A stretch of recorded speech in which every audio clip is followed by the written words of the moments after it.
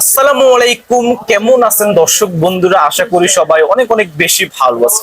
আমরা আজকে চলে আসলাম ঢাকা শ্যামবাজার পেঁয়াজ রসুন আলু আদার পাইকারি আড়ত থেকে জানিয়ে দিব পেঁয়াজ রসুন আলু আদা কে কিরকম দামে বেচা বিক্রি করছে।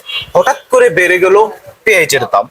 দর্শক আপনারা সাথে থাকুন, বিক্রেতা ভাইয়ের সাথে কথা বলে আপনাদেরকে দরদামটা জানিয়ে দেবে। এবং আমাদের ইবিএন মাল্টিমিডিয়া চ্যানেলটি যারা নতুন দেখছেন অবশ্যই সাবস্ক্রাইব দিয়ে অন করে রাখবেন এরকম নিত্য পণ্যের নতুন খবরাখবর দেখার জন্য। দর্শক বন্ধুরা ভিডিওটা না টেনে সম্পূর্ণ দেখতে থাকুন, সবার কাছে অনেক বেশি ভালো। আসসালামু আলাইকুম। ওয়ালাইকুম আসসালাম।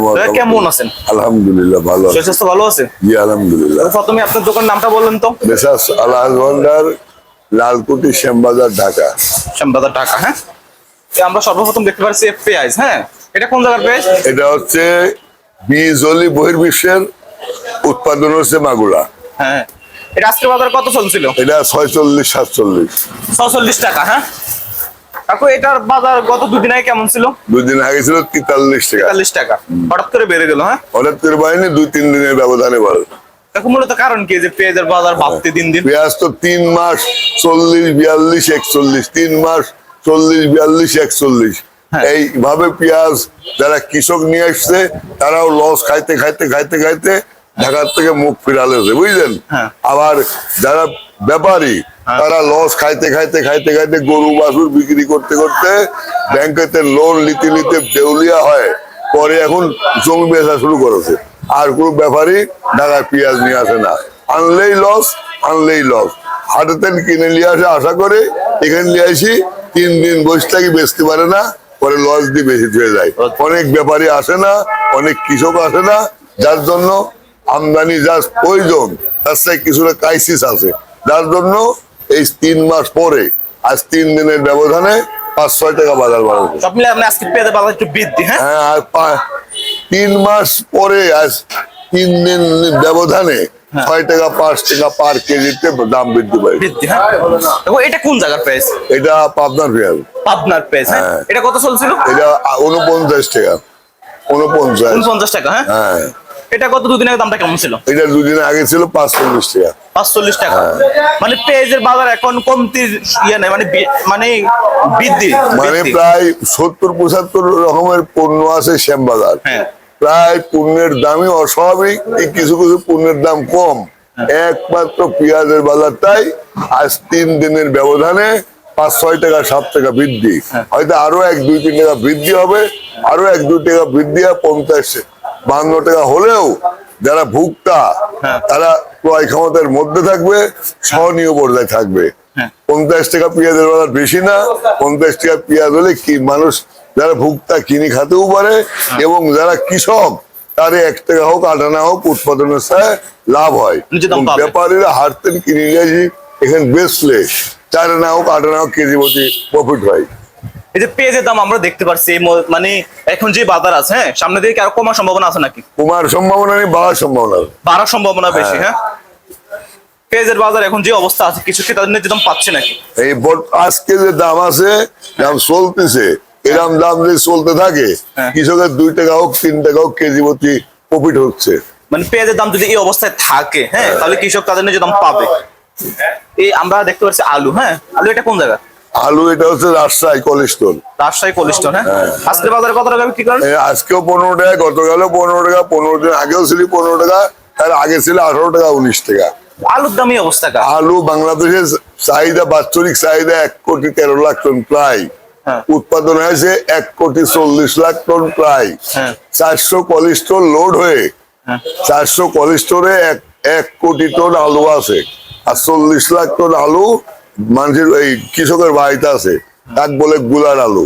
এই গুলার আলু এখনো শেষ হয় নাই। 3 মাসে 11 টাকা 12 টাকা 13 টাকা সর্বোচ্চ দাম, বুঝলেন। গুলার আলু শেষ হলে তখন হয়তো কিছু দাম বৃদ্ধি পাতে পারে। আর একটা দাম বৃদ্ধি পাওয়ার কারণ হচ্ছে এই দেশের অস্থায়ী সরকার যদি একটা সুষ্ঠু নির্বাচনের মাধ্যমে সরকার গঠিত হইতো, মন্ত্রী পরিষদ গঠিত হইতো, বাণিজ্য মন্ত্রণালয় থেকে বিভিন্ন মন্ত্রণালয়, কৃষি মন্ত্রণালয় থেকে বহির্বিশ্বে কিছু আলু রপ্তানি করতে পারলে আলুর দাম বৃদ্ধি পাইতো, তাহলে কৃষকেরা ন্যায্য মূল্যটা পাইতো। কিন্তু এই দেশে মন্ত্রণালয় অস্থায়ী মন্ত্রণালয় বাইরে আলু রপ্তানি করতে পারতেছে না বলে এই দেশের কৃষকেরা আলুতে যে লস খাচ্ছে ভিটা বাড়ি বিক্রি করা লাগবে। তো গেঞ্জি জামা নাইকো ভিটা বাড়ি যা আছে আলুর দাম যদি এর আমার 2 মাস থাকে কৃষকেরা ভিটা বাড়ি বিক্রি করা লাগবে। মানে আপনার কথার মূল ইয়ে হইলো মানে আলুটা বাইরে রপ্তানি করলে কৃষকের জন্য অনেকটাই ভালো হতো। হ্যাঁ, বাইরে রপ্তানি করলে আলুর বাজারটা যে বাজার হইতো তাতে কৃষকেরা ন্যায্য মূল্য পাত। কাকু আপনি বলেন তো এই আলু কত টাকা হইলে কৃষক তাদের ন্যায্য দাম পাবে? এই আলু 1 কেজি আলু উৎপাদন করতে প্রায় 18 টাকা 17 টাকা খরচ হয়েছে, আর বিক্রি হচ্ছে গ্রামগঞ্জে 9 টাকা 10 টাকা, উপরে বেচা হচ্ছে 11 টাকা। তাহলে এই কয় টাকা লস হচ্ছে। কৃষকেরা এত কষ্ট করে উৎপাদন করে যদি আবার লস হয় আগামী শুনে আলু লাগানো উৎসাহ হারা ফেলবে, অর্থনৈতিক পঙ্গু হয়ে যাবে, আর আলু লাগাবে না, আবার আলু গত বছরের মতো 60 টাকা হয়ে যাবে। মানে আপনার কথা অনুযায়ী আলুর দাম মনে করেন 20-25 টাকা থেকে উপরের দিকে হইলে কৃষক তাদের ন্যায্য দাম পাবে। হ্যাঁ, আমরা উপর দিকে দেখতে পাচ্ছি। কাকু এটা কোন জায়গার আলু? ওটা হলে মুন্সিগঞ্জের আলু। মুন্সিগঞ্জের আলু? হ্যাঁ, বুঝতে এটা মুন্সিগঞ্জের আলু। হ্যাঁ হ্যাঁ, মুন্সিগঞ্জের আলু। হ্যাঁ, এটা কত টাকা বিক্রি করেন কাকু? 14 টাকা আনা। 14 টাকা? এটার দাম কম কেন? ওটা মুন্সিগঞ্জের আলু আর রাজশাহীর আলু সারা জীবন ব্যবধান থাকে। মানে রাজশাহীর আলু ভালো, হ্যাঁ, আর মুন্সিগঞ্জ একটু নরমাল। হ্যাঁ, নরমাল। এই যে আমরা দেখতে পাচ্ছি অপর দিকে, হ্যাঁ, এই যে লাল বস্তায়, এটা কোন জায়গার আলু? ওইগুলো যে মুন্সিগঞ্জের আলু, গুলার আলু হ্যাঁ, কৃষকের বারান্দায় ছিল, কৃষকের উঠানে ছিল, সেইগুলো 11 টাকা 10 টাকা কেজি। মানে ওগুলোর দাম একবারই কম। ওইগুলা স্টোরের বাইরে, মানে স্টোরের বাইরে, এগুলো একটু নরমাল সাইজের। হ্যাঁ, এই যে আমরা দেখতে পাচ্ছি আপনার কাছে রসুন। হ্যাঁ, এটা কোন জায়গার রসুন? ইন্ডিয়ান রসুন। ইন্ডিয়ান রসুন। হ্যাঁ, এটা কত টাকা চলছে আজকে বাজারে? 40 টাকা। কত? 40 40 টাকা? তো এত কম কেন দর্শক? দেখুন বাংলাদেশে, বাংলাদেশে রসুন যা গত বছর উৎপাদন হয়েছিল 9.5 লাখ টন, এইবার উৎপাদন হয়েছে 15 লাখ টন। 15 লাখ টন। গতবার এই টাইমে দেশি রসুন ছিল 180 টাকা কেজি, এবার খালি 60 টাকা কেজি। এরপরে ভারত থেকে রসুন আইছি, রসুনের বাজার আরো কমে গেছে। আরো কমে গেছে। হ্যাঁ, তো রসুনের বাজার কম, আলুর বাজার কম, কারণ কি? রসুনের বাজার কম, আলুর বাজার কম, হলুদের বাজার কম, মরচির বাজার কম, অনেক পণ্যের বাজার কম। বললাম না আপনার, প্রায় পণ্যের বাজারই কম। এই শুধুমাত্র পেঁয়াজের দাম এই 2-3 দিনের ব্যবধানে একটু বাড়তি। আলুর দাম তো কম। হ্যাঁ, আমার মানে কথা হচ্ছে, সর্বশেষ কথা, গোটা দেশবাসীর কাছে অনুরোধ, নিজের দেশে সোনার বাংলাদেশ, নিজের দেশে সব রকম পণ্য উৎপাদন করে, নিজের দেশি পণ্য উৎপাদন করে দেশে খান। বহির্বিশ্বের কোনো পণ্য আমদানি করতে গিয়ে ডলার বিনিয়োগ করেন না।